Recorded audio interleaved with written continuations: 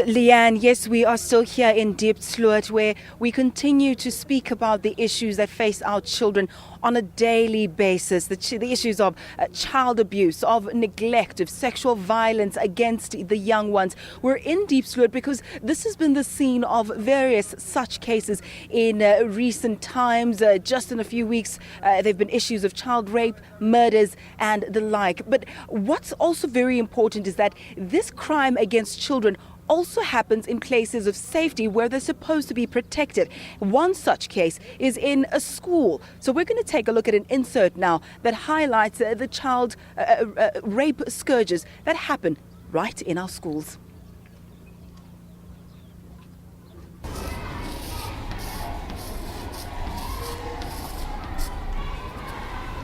This is a classroom similar to many others across the country. It should be a place of learning where young minds are developed.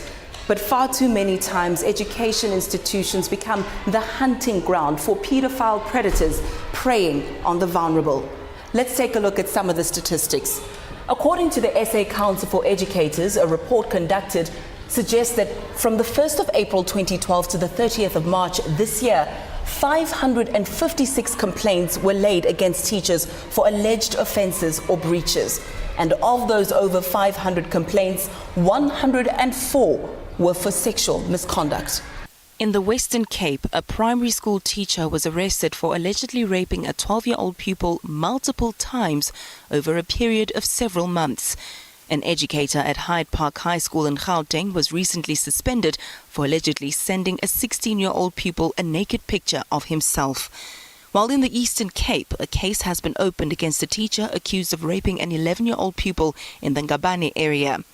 The Human Rights Commission says while there are various government mechanisms in place which should protect against such crimes, the lack of implementation can render the measures ineffective. South Africa has various pieces of legislation speaking directly to the rights of the child, and impressive legislation. The Children's Act 38 of 2005, the Child Justice Act, the Sexual Offences Act. We have sets of legislation speaking directly to the protection of children in South Africa.